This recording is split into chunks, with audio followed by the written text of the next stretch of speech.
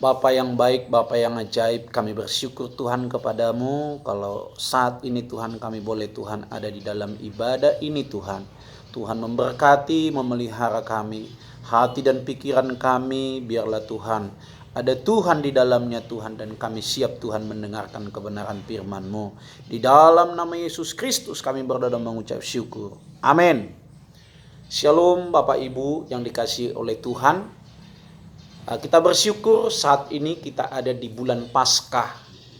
Ini masih di bulan Paskah, di mana Paskah memang sudah lewat, tetapi ini termasuk bulan Paskah karena ini masa di mana Tuhan Yesus bangkit dari kubur.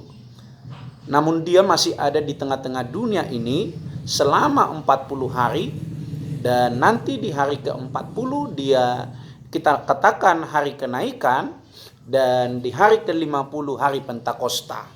Jadi kita bersyukur Bapak Ibu dikasihi oleh Tuhan, kita juga belajar dari bulan Paskah ini. Ada berkat-berkat yang Tuhan taruhkan di dalam kehidupan kita. Kita mengerti, kita memahami, ada semua maknanya. Kita baca kebenaran firman Tuhan. Dari Lukas pasal yang ke-24 ayat yang ke-46, demikian firman Tuhan.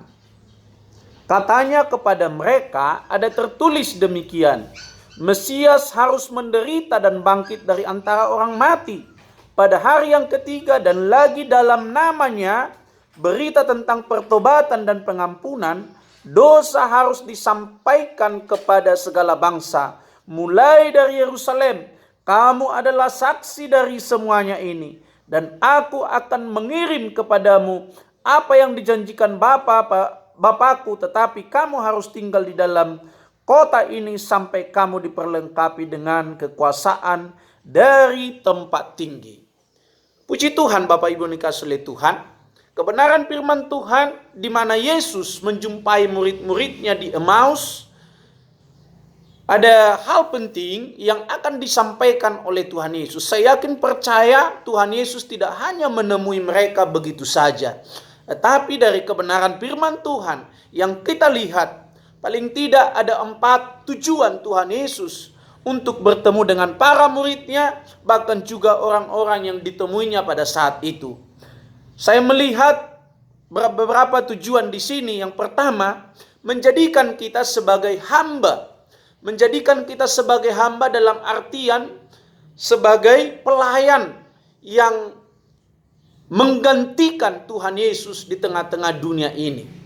Sebelum dia naik, dia temui murid-muridnya. Saya yakin percaya ini menjadi tujuan. Salah satu tujuan utama dia menjadikan kita sebagai hamba atau yang menggantikan dia untuk melayani. Kalau boleh saya katakan, pengertiannya, setiap kita dijadikan menjadi Yesus kecil. Setiap kita dijadikan menjadi Yesus kecil, di mana kita memberikan kehidupan kita untuk melayani, di mana kita memberikan tenaga kita, kemampuan kita, talenta kita, karunia kita untuk melayani Tuhan. Sebagaimana Yesus datang ke dalam dunia ini, dia memberikan kehidupannya untuk melayani. Hal ini perlu kita pahami. Ini yang menjadi salah satu tujuan Tuhan Yesus untuk boleh dia menemui murid-muridnya sebelum dia naik ke surga. Di waktu dia bangkit, dia temuin murid-muridnya. Saya yakin percaya ini hal yang sangat-sangat mendasar. Bagaimana setiap orang memahami, mengerti, dia harus menjadi pelayan. Dia harus menjadi Yesus kecil di tengah-tengah dunia ini. Harus siap kita memberikan kehidupan kita. Bukan saja kita puas, kita sudah selamat. Bukan saja kita puas, kita sudah menerima Yesus. Tetapi menjadi tugas dan tanggung jawab kita. Bagaimana Yesus memberitakan keselamatan, demikian juga kita memberitakan keselamatan. Yesus tidak naik ke surga karena ini sangat penting diketahui oleh setiap orang. Ini diketahui setiap murid-muridnya. Ini bukan sesuatu yang main-main. Dia datang ke bumi ini yang tidak seharusnya untuk memberitahukan bahwa dia juru selamat. Jadi ketika dia selesai dari dunia ini, Belum tentu selesai semua pemberitaan itu, belum tentu semua orang mendengarkan. Sebabnya dia menemui murid-muridnya dan memberikan pesan ini. Sebagaimana ayat yang kita baca tadi, supaya banyak orang bertobat, supaya banyak orang insaf, supaya banyak orang menerima Tuhan Yesus, berbalik dari jalan yang jahat kepada jalan yang baik, jalan yang terang, yaitu jalan kebenaran. Ini poin pertama. Tujuan yang kedua, kenapa Tuhan Yesus menemui murid-muridnya? Kenapa Tuhan Yesus harus ada di bumi ini sebelum dia naik ke surga selama 40 hari? Yang kedua tujuannya, supaya kita bersaksi. Supaya kita bersaksi, dikatakan di sana tadi, dalam firman Tuhan, Lukas pasal yang ke-24 itu, dikatakan kamu menjadi saksiku. Kita sebagai orang-orang percaya yang menerima Yesus, semuanya kita menjadi saksi Tuhan. Tanpa memandang tua, muda, atau anak-anak. Bahkan juga yang mungkin kita sebagai petani, sebagai pedagang, dan apapun yang kita kerjakan, apapun status kita. Saya mau katakan, setiap kita yang menerima Tuhan Yesus, kita harus menjadi saksi Tuhan. Tuhan yang kita saksikan di dalam setiap kehidupan kita, orang percaya. Banyak orang terlalu sibuk membicarakan sesuatu, terlalu sibuk membicarakan yang mungkin menurut mereka hal-hal penting. Tetapi saya mau katakan, mari kita sibuk bersaksi, yaitu menyampaikan berita tentang Yesus sebagai juru selamat, sebagai Tuhan satu-satunya, Tuhan kita, Tuhan yang benar, sebagai penolong, sebagai pemberi hidup bagi kita. Kita harus saksikan Tuhan Yesus ini. Ini kabar baik harus kita sampaikan kepada dunia. Kabar baik itu di mana kita boleh diselamatkan. Yang tadinya kita tidak diselamatkan, yang tadinya kita menuju neraka. Tetapi ada Yesus yang datang. Ini kita saksikan ke dunia, kita saksikan ke banyak orang.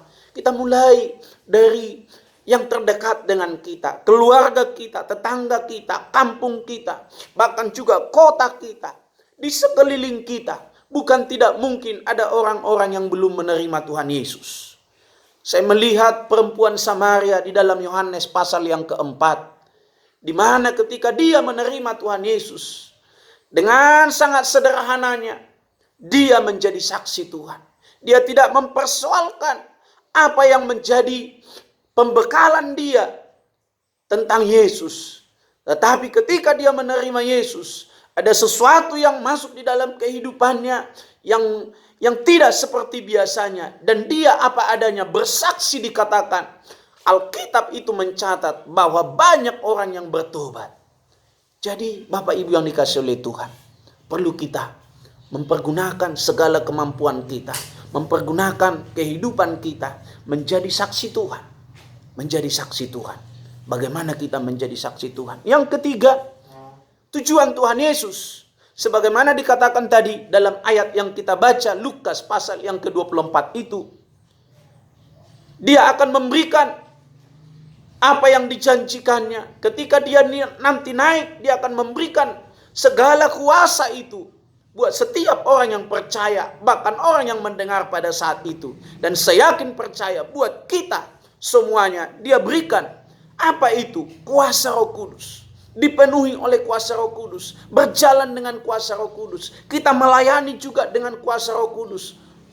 Ini sangat penting yang menjadi tujuan Tuhan Yesus. Kenapa dia harus menjumpai murid-muridnya? Kenapa dia harus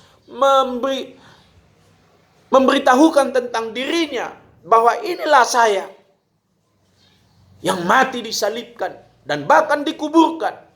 Inilah saya Tuhan yang sebenarnya.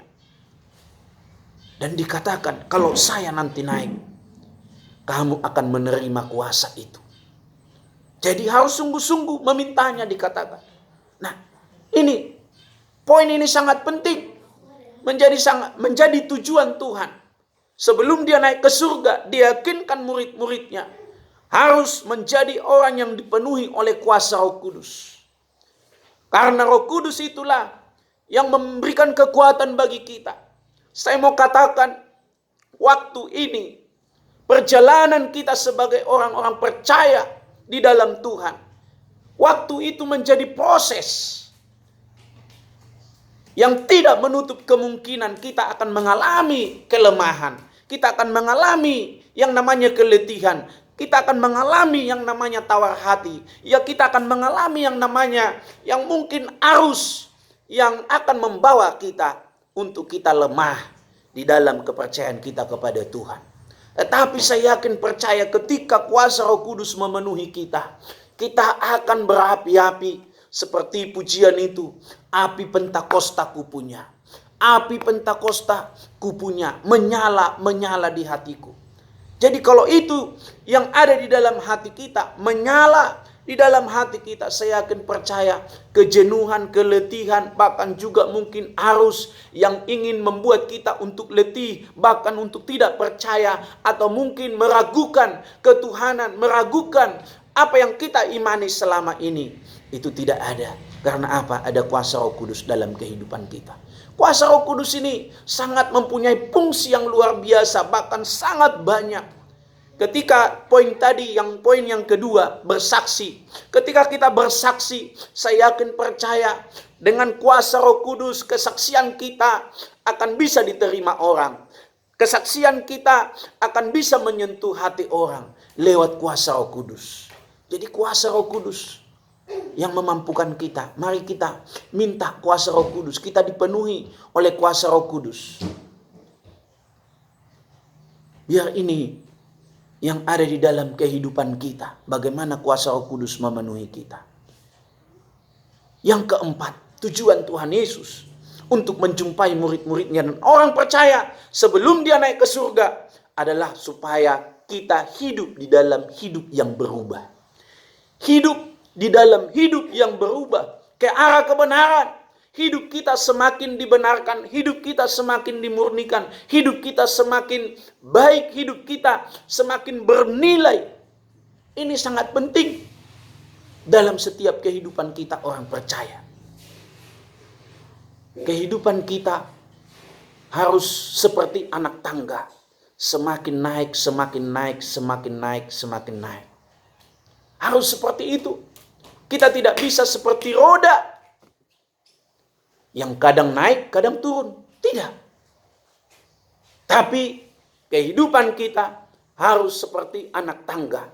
Satu demi satu, namun dia tetap mengarah ke atas. Walaupun kita lambat, tetapi tetap mengarah ke atas. Bapak Ibu yang dikasihi oleh Tuhan. Ini jangan pernah yang dikasihi oleh Tuhan kita sepelekan. Kehidupan kita bukan seperti gambaran roda yang kadang di atas, kadang di bawah. Itu hanya berputar.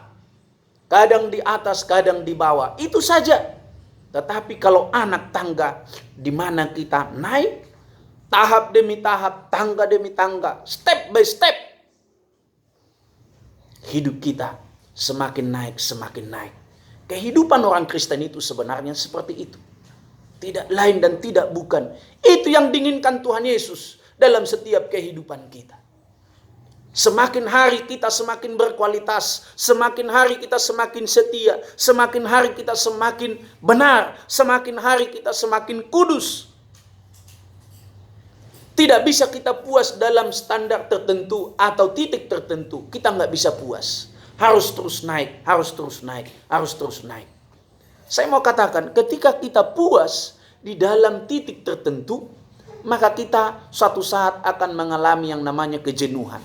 Suatu saat kita mengalami yang namanya melihat orang sangat jauh di atas kita. Suatu saat kita melihat orang bagaimana mereka yang sudah sangat berbeda dengan kita. Tetapi saya yakin percaya ketika kita mau berubah ke arah kebenaran, saya yakin percaya kita yang dikatakan lebih daripada pemenang. Kita tidak pernah ketinggalan. Kita tidak pernah kita menjadi kalah. Tetapi kita menang. Karena apa? Hidup kita terus naik, naik, dan naik. Ini yang perlu. Bagaimana kita 4 poin ini terjadi dalam kehidupan kita. Ini menjadi tujuan Tuhan Yesus. Sehingga dia harus berbaur dulu. Harus dulu menyampaikan siapa dia. Harus dulu menyampaikan ini kepada setiap orang. Karena Bapak yang kasih oleh Tuhan, ini yang sangat penting. Menjadikan kita jelas menjadi hamba. Jelas menjadi hamba. Menjadi penggantinya Tuhan Yesus. Di kolong langit ini, di atas bumi ini. Kita harus gantikan dia, bukan berarti kehadirannya tidak ada. Tetapi Bapak yang kasih oleh Tuhan, kita menjadi partner kerja oleh Tuhan Yesus. Dalam setiap kehidupan kita. Kita mau menjadi hamba Tuhan. Menjadi Yesus-Yesus kecil yang bisa Bapak yang kasih oleh Tuhan dilihat oleh semua orang. Yang bisa Bapak yang kasih oleh Tuhan dirasakan oleh semua orang. Apa yang menjadi tugas Yesus di mana dia ada di dalam dunia ini. Itu menjadi tugas kita, itu menjadi tanggung jawab kita. Kita sampaikan dan bahkan juga bersaksi. Kita bersaksi, kita sampaikan tentang Yesus. Kalau boleh saya katakan, kita harus evaluasi mana kita lebih banyak memperbincangkan tentang Yesus, mana kita lebih banyak mempercakapkan tentang Yesus, mana kita lebih banyak berbicara tentang Yesus daripada berbicara yang lain. Ini harus kita evaluasi kehidupan kita. Dipenuhi oleh kuasa Roh Kudus. Saya yakin percaya setiap kita ada hari ini bisa melakukan sesuatu seperti yang dikatakan oleh Paulus. Kalau aku dapat berdiri berbicara, itu karena Roh Tuhan. Kalau aku bisa melakukan pelayanan demi pelayanan, itu karena Tuhan. Demikian juga setiap kehidupan kita. Biarlah kita melakukan segala sesuatu karena Roh Tuhan ada di dalam kehidupan kita. Dan juga hidup yang berubah. Mari kita miliki hidup yang berubah ini. Miliki hidup yang berubah ini. Jangan pernah kita stagnasi.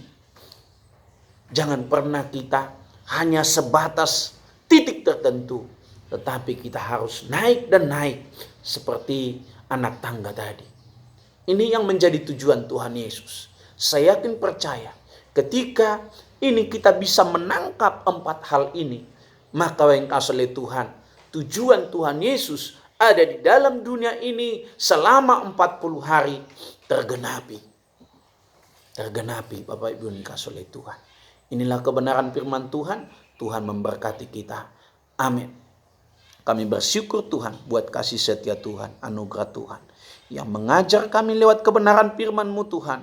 Untuk kami Tuhan mengerti bahwa Engkau sangat baik. Engkau sangat mulia Tuhan. Bahkan juga Tuhan, Bapa Engkau sangat peduli Tuhan.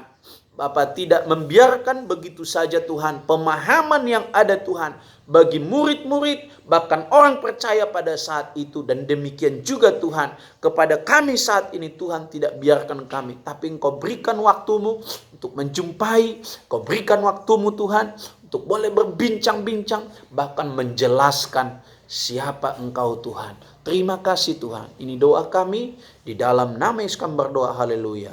Amin.